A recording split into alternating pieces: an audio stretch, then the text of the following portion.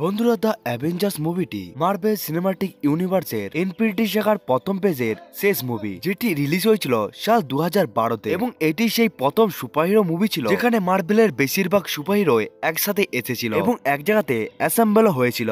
বন্ধুরা, এই মুভির আইএমডিবি রেটিং হলো 8। এই মুভিটি শুরু হয় একটি আওয়াজ থেকে এবং এই আওয়াজটি ছিল দ্য আদার্সের, যে চিতরি আর্মির লিডার ছিল এবং সে বলে টেসারেক একেবারে জেগে ফেলেছে বলে, যেটি ব্রহ্মাণ্ডের একটি ছোট গ্রহ পৃথিবীর মধ্যে রয়েছে এবং সে ওই এনার্জিকে ব্যবহার করতে চাইছিল এবং সে বলে পৃথিবীর মানুষেরা অতটাও ভালোভাবে এই এনার্জিকে ব্যবহার করতে পারবে না যেটিকে আমাদের লিডাররা পারবে, যার নাম ছিল থ্যানোস। থ্যানোস সে ছিল যে পুরো ব্রহ্মাণ্ডের মধ্যে নিজের রাজত্ব চালাতে চেয়েছিল। এরপরে চিতরি সেনার লিডার লোকিকে একটি খুবই অসাধারণ ওয়েপন্স দেয়, যেটিকে থ্যানোস লোকির জন্যই পাঠিয়েছিল এবং সে বলে তুমি যখন টেজারেককে পেয়ে যাবে তখন আমাদের চিতরি আর্মি তোমাকে সবসময় সাহায্য করবে এবং মানুষকে সারা জীবনের জন্য একেবারে শেষ করে দিবে। এবং লোকি জানে টেজারেক কোথায় রয়েছে বলে, যেমন আমরা থর মুভির শেষে দেখতে পেয়েছিলাম নিক ফিউরি টেজারেককে নিয়ে ডক্টর এরিকের কাছে গিয়েছিল এবং ওই সময়ের মধ্যে ওখানে লোকিও উপস্থিত ছিল, যে পুরোভাবে একেবারে অদৃশ্য ছিল। এরপরে আমাদেরকে দেখানো হয় নিক ফিউরি তার ল্যাবের মধ্যে পৌঁছে গিয়েছে, যেখানে ডক্টর এরিক নিক ফিউরিকে বলতে থাকে যে টেজারেক এখন নিজে থেকে অ্যাক্টিভেট হয়ে গিয়েছে এবং আমরা অনেকবারই এটাকে বন্ধও করেছি, কিন্তু এটি নিজে থেকেই একেবারে অন হয়ে যাচ্ছে, আমরা চেয়েও ওটিকে কন্ট্রোল করতে পারছি না। এরপরে টেজারেক আবার অ্যাক্টিভেট হয়ে যায়, যেটির জন্য একটি ওয়ার্ম হোল একেবারে খুলে যায় এবং ওই ওয়ার্ম হোলের সাহায্যে লোকি আমাদের পৃথিবীর মধ্যে চলে আসে এবং এখানে আসার পর সে হকাইকে ওই হাতিয়ার দিয়ে, যেটি থ্যানোস দিয়েছিল, সেটির সাহায্যে সে হকাইকে একেবারে বস করে নেয় এবং এর সাথে ডক্টর এরিককেও। নিক ফিউরি এখান থেকে টেজারেক নিয়ে যেতে চায়, কিন্তু লোকি এটাকে করতে একেবারে মানা করে দেয় এবং লোকি বলে এটার আমার খুবই বেশি পরিমাণে দরকার এবং আমি খুব তাড়াতাড়ি তোমাদেরকে মুক্ত করে দেবো। অর্থাৎ সে পুরো পৃথিবীকে ধ্বংস করার কথা বলছিল। তারপরে সে টেজারেককে নিয়ে ওখান থেকে একেবারেই চলে যায় এবং নিক ফিউরি বুঝতে পেরে যায় যে একটা বড় বিপদ আসতে চলেছে বলে, এই জন্য সে স্টিভ রজার্স অর্থাৎ ক্যাপ্টেন আমেরিকার কাছে পৌঁছে যায় এবং সে বলে তুমি টেজারেকের সম্বন্ধে অনেকটাই বেশি পরিমাণে জানো এবং আমি চাই তুমি আমাদেরকে সাহায্য করো। অন্যদিকে নিক ফিউরি ব্ল্যাক উইডোকে ভারতের কলকাতাতে পাঠায়, যেখানে হাল্ক পুরোভাবে লুকিয়ে জীবন কাটাচ্ছিল। এখানে ব্রুস ব্যানার ডক্টর হিসাবে কাজ করত এবং হাল্ককেও এই মিশনের জন্য ডাকা হয়। এরপরে ব্ল্যাক উইডো, ক্যাপ্টেন আমেরিকা এবং ব্রুস ব্যানার একটি শিপের মধ্যে দেখা করে, কিন্তু কিছুক্ষণ পরেই এই শিপটি হাওয়াতে উঠতে থাকে। আসলে এটি একটি অ্যাডভান্স টেকনোলজি ছিল, যেটির দ্বারা তারা পুরো পৃথিবীর কাছ থেকে এই শিপকে একেবারে অদৃশ্য করে দেয়। অন্যদিকে আমাদেরকে ডক্টর এরিক এবং হকাইকে দেখানো হয় যে এখন লোকির জন্য কাজ করছে এবং এরা দুজনেই লোকির বসেই ছিল। এখানে ডক্টর এরিক হকাইকে বলতে থাকে যে তার ইরিডিয়ামের দরকার হবে। এটি এমন একটি পদার্থ যেটি কাপিনের সাহায্যে বের হয় এবং যেটিকে পৃথিবীর মধ্যেও অনেকটা কম পরিমাণে পাওয়া যায় এবং এখানেই লোকিও চলে আসে। তখন ডক্টর এরিক লোকিকে বলে তাদের ইরিডিয়াম ধাতু লাগবে বলে। আসলে তারা লোকির জন্য এমন একটি মেশিন বানাচ্ছিল যেটি মহাকাশের মধ্যে একটি ওয়ার্ম হোলকে একেবারে খুলে দিবে এবং এটি এমন একটি ওয়ার্ম হোল হবে যেটির সাহায্যে চিতরি আর্মিরা পুরো পৃথিবীর মধ্যে আসতে পারবে, যারা পুরোভাবে মানব জাতিকে একেবারে ধ্বংস করে দিবে। এবং হোকাই লোকিকে বলে তোমার যদি ইরিডিয়াম ধাতুর দরকার হয়ে থাকে তাহলে এটির জন্য তোমাকে জার্মানিতে যেতে হবে এবং ইরিডিয়ামকে তোমরা ওখান থেকেই পেতে পারবে। এবং এরপরে সিল লোকি লোকেশনকেও একেবারে পেয়ে যায় এবং তারা জানতে পেরে যায় যে লোকি এখন জার্মানিতে রয়েছে বলে এবং নিক ফিউরি ক্যাপ্টেন আমেরিকাকে জার্মানির মধ্যে পাঠিয়ে দেয় এবং এরপরে লোকিকে দেখানো হয় যে একটি পার্টির মধ্যে পৌঁছে যায় এবং ওই মানুষটাকে মেরে দেয় যার চোখের রেটিনার সাহায্যে ইরিডিয়াম ধাতুর দরজাকে খোলা যেত। লোকি ওই মানুষের চোখের কপিকে হকাইকে পাঠিয়ে দেয়, যার ফলে ইরিডিয়াম ধাতুর দরজা একেবারেই খুলে যায়। এরপরে হকাই ইরিডিয়াম ধাতুকেও একেবারে পেয়ে যায়, যার দ্বারা তারা টেজারেকের পাওয়ারকে একেবারে কন্ট্রোল করতে পারত এবং এরপরে লোকি ওখানে সমস্ত মানুষকে ভয় দেখাতে শুরু করে দেয় এবং সে বলে তোমরা সবাই আমার কাছে মাথা নিচু করো। কিন্তু এখানে একটি বুড়ো মানুষ ছিল যে লোকির সামনে মাথা নিচু করছিল না এবং সে লোকিকে বলে আমি তোমাকে ভয় পাই না। লোকি তার হাতিয়ারকে ব্যবহার করে তার উপরে অ্যাটাক করে দেয়, কিন্তু ওখানে ক্যাপ্টেন আমেরিকা এসে ওই বুড়ো মানুষটাকে একেবারে বাঁচিয়ে নেয়। এরপরে ক্যাপ্টেন আমেরিকা এবং লোকির মধ্যে লড়াই চলতে থাকে, যেখানে আয়রন ম্যানও একেবারে চলে আসে। এই জন্য লোকি ওই দুজনের সামনে আর টিকতে পারেনি, যার ফলে লোকি ওখানে মাথা নিচু করতে বাধ্য হয়ে যায় এবং এখন লোকি তাদের কবজাতে ছিল এবং তারা যখন লোকিকে একটি জায়গা থেকে আরেকটি জায়গায় নিয়ে যাচ্ছিল প্লেনের সাহায্যে, তখনই বিদ্যুৎ চমকাতে শুরু হয়ে যায় এবং যখনই তারা প্লেনের দরজাকে একেবারে খুলে দেয় তখনই ওখানে একেবারে থর এসে যায়, যে আসলে গড অফ থান্ডার ছিল, যে তার ভাইকে ওখান থেকে নিয়ে একেবারেই চলে যায় এবং থর লোকিকে বলে আমি ভাবছিলাম তুমি একেবারে মারা গিয়েছো এবং সে বলে তোমার কাছে যে টেজারেকটা রয়েছে সেটি আমার দরকার এবং এই টেজারেক কতটা বেশি পরিমাণে ভয়ঙ্কর সেটি তুমি কখনোই জানো না, এই জন্য ওই টেজারেক আমাকে দিয়ে দাও এবং এরপরে আমার আমার সাথে অ্যাসগার্ড অর্থাৎ আমাদের বাড়িতে চলো। এবং এরপরে লোকি বলে আমার কাছে টেজারেক নেই। তখনই থর রেগে গিয়ে নিজের মিওনিরকে একেবারে তুলে নেয় এবং থর লোকিকে মারতে যাওয়ার আগে আয়রন ম্যান থরকে ওখান থেকে উড়িয়ে নিয়ে চলে যায়, যার ফলে থর এবং আয়রন ম্যানের মধ্যে লড়াই শুরু হয়ে যায়। কিন্তু ওখানে কিছুক্ষণ পরে ক্যাপ্টেন আমেরিকাও চলে আসে এবং সে ওই দুজনকে লড়াই করার জন্য একেবারে মানা করে দেয় এবং ক্যাপ্টেন আমেরিকা থরকে বলে তুমি নিজের মিওনির একেবারে নিচে রেখে দাও। এবং এটির ফলে থর অনেকটাই বেশি পরিমাণে রেগে যায়, কারণ সে মাটির মধ্যে নিজের মিওনিরকে কখনোই রাখতে পারবে না। এর ফলে সে ক্যাপ্টেন আমেরিকার উপরে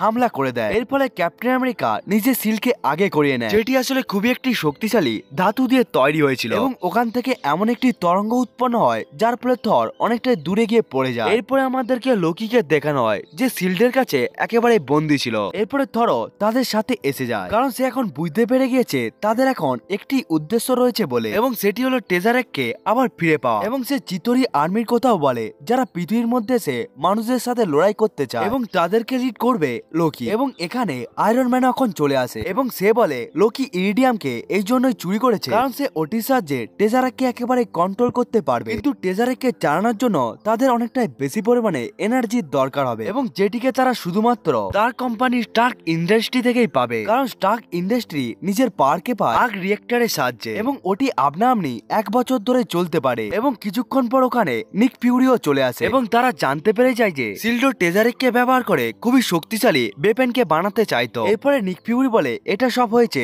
থরের জন্য। 1 বছর আগে যখন সে আমাদের পৃথিবীর মধ্যে এসেছিল তখন আমরা জানতে পারি আমাদের দুনিয়া থেকে আলাদা অন্য জায়গার মধ্যে অন্যান্য জীব বসবাস করে এবং তারা যে কোনো সময়ের মধ্যে আমাদের পৃথিবীর মধ্যেই চলে আসতে পারে এবং এই কারণে সিল ভয়ঙ্কর হাতিয়ারকে বানাচ্ছিল। এবং এরপরে বাইরের দিকে দেখানো হয় যেখানে হকাই উপস্থিত ছিল, যে পুরোভাবেই লোকির বসে ছিল। সে ওই হেলি ক্যাননের মধ্যে একটি বিস্ফোরণ করিয়ে দেয় যার ফলে একটি ইঞ্জিন একেবারে খারাপ হয়ে যায়। এরপরে ব্রুস ব্যানার একেবারে রেগে যেতে থাকে এবং ব্রুস ব্যানার রেগে যাওয়ার কারণে সে হালকে একেবারে পরিবর্তন হয়ে যায় এবং সে চারপাশে ধ্বংস চালাতে শুরু করে দেয়। আসলে লোকিও চাইতো যাতে ব্রুস ব্যানার হালকে পরিবর্তন হয়ে যায় যাতে সে এয়ারক্রাফটকে পুরোভাবে ধ্বংস করে দিতে পারে। এবং যখন একটি ফাইটার জেট হালকের উপরে গুলি চালাতে থাকে তখন সে লাফিয়ে ওই ফাইটার জেটকে একেবারে ধরে নেয় এবং হালক ওই ফাইটার জেটকে একেবারে ক্র্যাশ করিয়ে দেয়, যার ফলে হালক নিচের দিকে পড়তে থাকে। অন্যদিকে দেখানো হয় লোকি এখন বন্দি থেকে একেবারে মুক্ত হয়ে গিয়েছে, যার সামনে একেবারে থর এসে যায় এবং থর লোকিকে আবার ওই সেলের মধ্যেই বন্দি করতে চায়, কিন্তু লোকি নিজের মায়াবী শক্তিকে ব্যবহার করে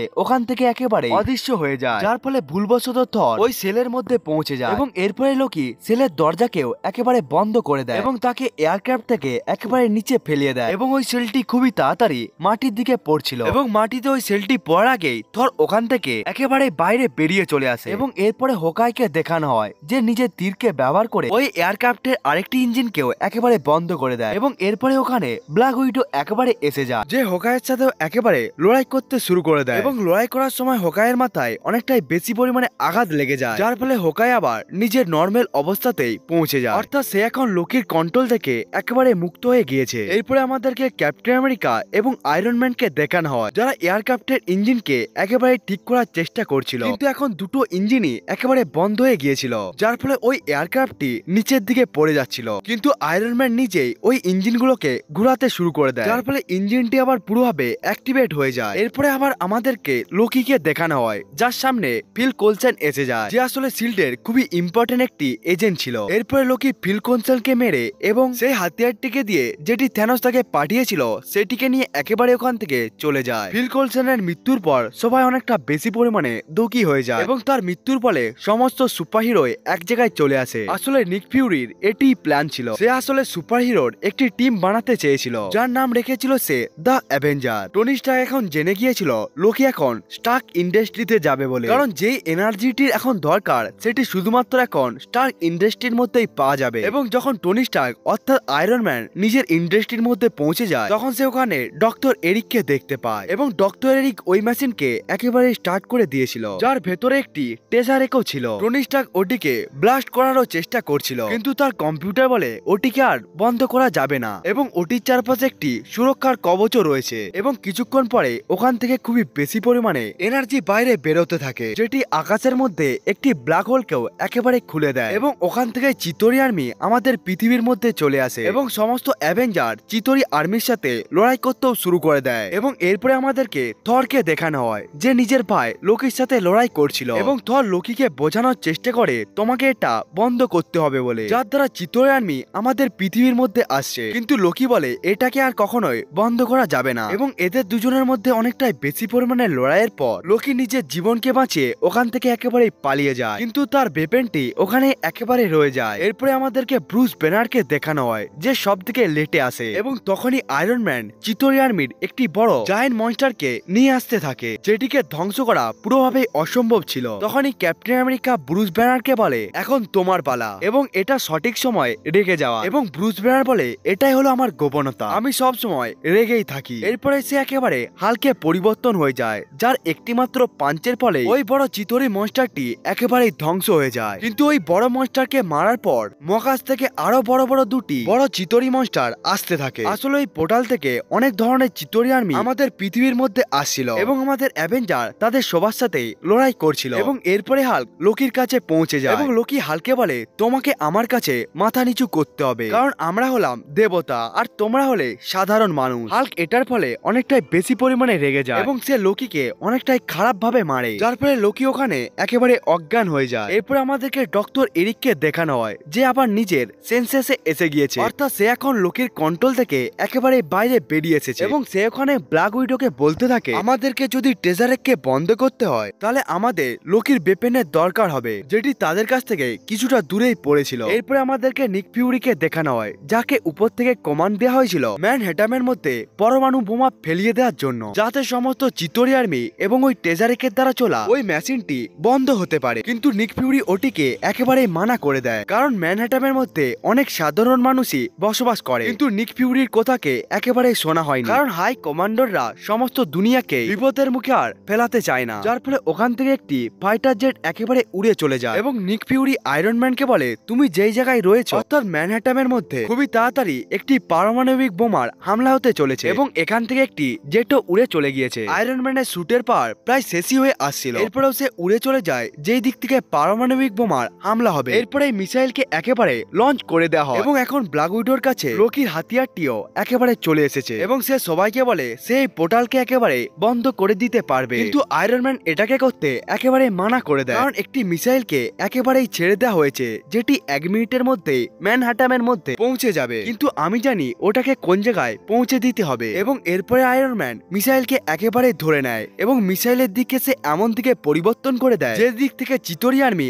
আমাদের পৃথিবীর মধ্যে আসছিল এবং সে ওই মিসাইলটিকে নিয়ে ওয়ার্ম হোলের মধ্যে একেবারে পৌঁছে যায়। তখনই আয়রন ম্যানের শুটের পাওয়ার একেবারে শেষ হয়ে যায় এবং এরপরে আয়রন ম্যান নিচে পড়তে শুরু হয়ে যায় এবং ওই মিসাইলটি চিতোরি আর্মি মাদার পেসিপের মধ্যে একেবারে ধাক্কা খেয়ে যায়, যার ফলে একটি বিশাল বড় বিস্ফোরণও হয়ে যায় এবং এর ফলে পৃথিবীর মধ্যে থাকা সমস্ত চিতোরি আর্মি একেবারে মারা যায়। ব্ল্যাক উইডো লোকির বেপেনকে ব্যবহার করে টেজারেক দিয়ে চলতে থাকা ওই মেশিনকে একেবারে সে বন্ধ করে দেয়, যার ফলে ওই পোর্টালটি একেবারে বন্ধ হতে শুরু হয়ে যায়। কিন্তু পোর্টাল বন্ধ হওয়ার আগে আয়রন ম্যান ওখান থেকে একেবারে পড়ে যায়, কিন্তু সে এখন উঠতে পারছিল না, এই জন্যই সে মাটির নিচের দিকে পড়েই যাচ্ছিল। কিন্তু সে মাটিতে পড়ে যাওয়ার আগে হাল্ক একেবারে তাকে ধরে নেয়, যার ফলে আয়রন ম্যানের জীবন একেবারে বেঁচে যায়। এরপরে আমাদেরকে থরকে দেখানো হয় যে লোকিকে একেবারে বন্দি করে নিয়েছে এবং সে লোকি এবং টেজারেককে নিয়ে নিজের ঘর অ্যাসগার্ডের মধ্যে পৌঁছে যায়। এরপরে অ্যাভেঞ্জারের সমস্ত টিমের মেম্বারগুলোই নিজেদের জীবনযাপনেও একেবারে চলে আসে। এরপরে আমাদের এই মুভির পোস্ট ক্রেডিট সিনে চিতোরি আর্মির লিডার আদার্স থ্যানোসের কাছে পৌঁছে গিয়েছে এবং সে বলে